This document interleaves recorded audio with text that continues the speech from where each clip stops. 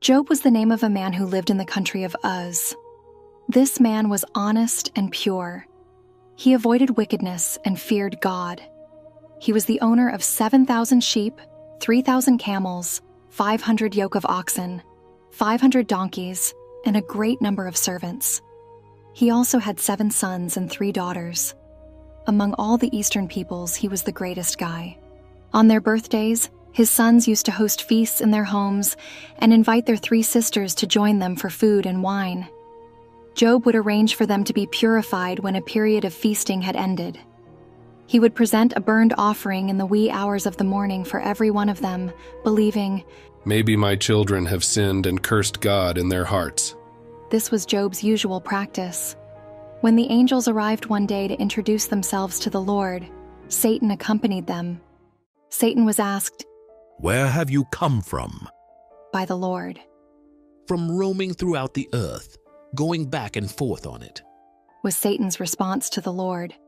The Lord then addressed Satan, saying, "Have you thought about my servant Job? Nobody else in the planet is like him.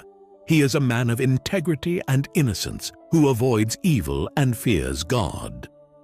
Does Job fear God for nothing? Have you not surrounded him, his family, and everything he owns with a hedge? His livestock and herds have dispersed throughout the country because you have blessed the labor of his hands. Satan answered. Satan challenges God that if given the approval to inflict suffering, Job will change and curse God. To put this audacious assertion to the test, God permits Satan to afflict Job, but he intervenes to prevent Satan from killing Job. But now stretch out your hand and strike everything he has, and he will surely curse you to your face. Satan was told by the Lord, "Very well then. Everything he has is in your power. But on the man himself do not lay a finger." After that, Satan left the Lord's presence to inflict damage on Job's life. In one day, Job receives 4 reports, each informing him that thieving invaders or natural disasters had killed his sheep, servants, and 10 children. The Sabaeans attacked and stole the donkeys and oxen that were grazing nearby while the oxen were plowing. I'm the only one who survived to tell you that they put the slaves to death. The fire of God fell from the heavens and burned up the sheep and the servants, and I am the only one who has escaped to tell you. The Chaldeans have formed 3 raiding parties and swept down on your camels and made off with them. Your sons and daughters were feasting and drinking wine at the oldest brother's house when suddenly a mighty wind swept in from the desert and struck the 4 corners of the house. The only person who survived to tell you is me. It collapsed on them, and they are dead. Job is heartbroken. He shaves his head and shreds his clothes in despair, but in his prayers, he still gives thanks to God and does not renounce him. Job then declared, "I came from my mother's womb naked, and I shall go out naked. The Lord has both given and taken away. May the Lord's name be exalted." All in all, Job did not sin by accusing God of transgression. When Satan returns to heaven, God gives him another chance to put Job to the test. Job has terrible rashes on his skin that are horribly itchy and hideous looking. Job's wife tries to get him to reject God, give up and die this time, but he fights back and strives to endure his agony. There is a deft blending of 2 plots, an earthy and celestial one.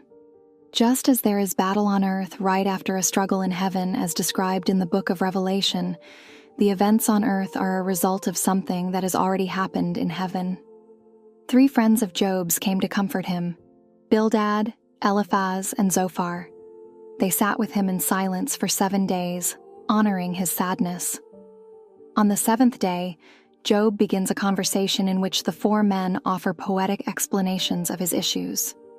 Job curses his birthday, drawing a comparison between light and dark and life and death. He feels that life only makes his suffering worse and wishes he had never been born, and that darkness had shrouded his birth. Job, who had previously comforted others, now acknowledges that he was unaware of their pain. Eliphaz comes to the conclusion that Job must be suffering because of whatever sin he has committed, and advises Job to ask for God's forgiveness. Bildad and Zophar contend that Job ought to try to exhibit more innocent behavior, even though they both believe that Job must have committed evil deeds in order to advance God's justice. Bildad believes that Job's offspring intentionally caused their own demise. Even worse, Zophar suggests that Job has suffered far more suffering than he has from whatever error he made. Each of these comments causes Job to respond angrily, to the point where he labels his supporters worthless physicians who paint their help with lies. My ears have heard and understood it. What you know, I also know. I am not inferior to you. But I desire to speak to the Almighty and to argue my case with God. You, however, smear me with lies. You are worthless physicians, all of you. He questions why God judges people according to their deeds, when God may simply change or forgive their deeds. Job is baffled by the idea that a human could ever entirely satisfy God's justice, since God operates in unfathomable ways that are incomprehensible to us. Moreover, words alone cannot persuade God in any way by people. Job acknowledges that he doesn't even know himself well enough to adequately defend his position before God, yet God is not deceived. Job longs for a mediator to stand between him and God so he won't be sent to the underworld, or Sheol. Job thinks there is a redeemer or witness in heaven who will confirm his sincerity. I am confident that my Savior is alive and will ultimately appear on earth. My advocate is on high, and my witness is in heaven even now. When Job experiences too much sorrow, he becomes resentful, nervous, and afraid. He laments the unfairness of God allowing wicked individuals to prosper at the expense of him and countless other decent people. Job can't physically find God, yet he wants to confront him and protest. Though he believes wisdom is unattainable for humans, he makes the decision to seek it by abstaining from evil and having fear of God. God intervenes at some point. After that, God engages Job in 2 rounds of divine conversation. First round, Job prayed to God 36 times while giving his talks. His wish has now come true. The 2 occasions that God communicates to Job take place during a tempest. God speaks to him in such a humorous way. God reminds Job that he is the one who created everything. As he goes about his incredible task of creating and maintaining the world, he asks Job whether he could do the same. In closing, he questions Job's capacity to pass judgment, saying to him that it is impertinent for Job to think that God ought to provide him an explanation. It makes Job feel insignificant. Job eventually responds, saying, How can I respond to you when I am unworthy? I covered my lips with my hand. I've spoken what I wanted to say twice, but I don't have an answer. In the second round, instead of speaking about himself as the creator, God speaks about 2 of his creations, the Leviathan and the Behemoth, as if these incredible animals had the answers to all of life's major problems. Job is being reminded that he is incapable of comprehending the moral world, let alone God or the animal kingdom. God's basic argument is thus, Why are you trying to argue with me? Job answers that God knows everything and that there is no way to thwart his plans.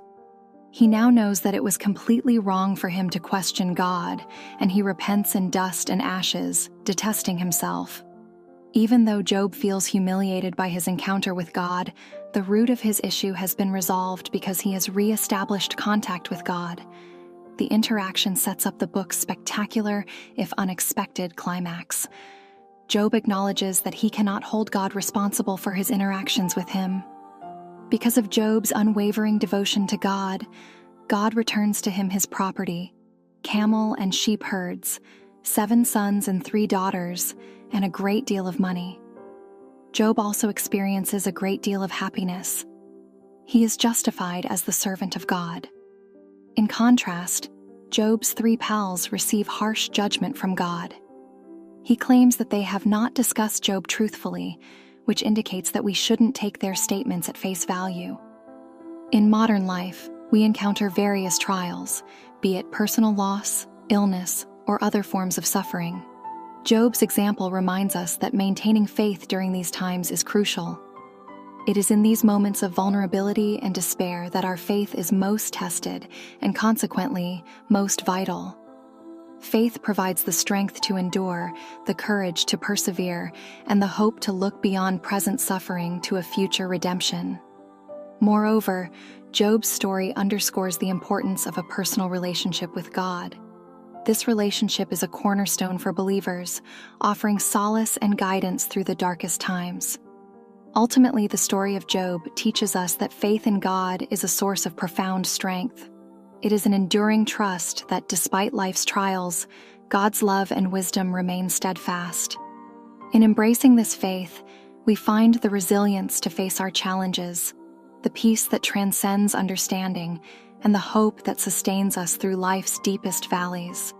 Lucifer's plans for Job ultimately failed. If you'd like to see how Lucifer became a fallen angel, click the video on screen. Thank you for watching the video.